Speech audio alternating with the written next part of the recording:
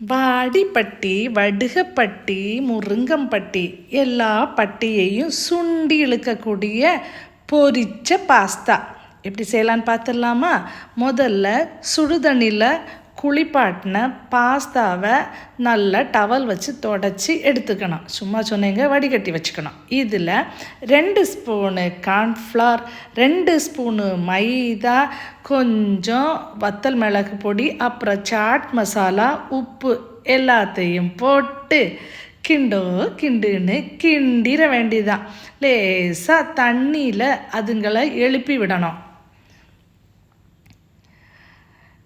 அப்புறமா சுடு எண்ணெய் குளத்தில் போட்டு அதுங்களை நீச்சல் அடிக்க விடணும்.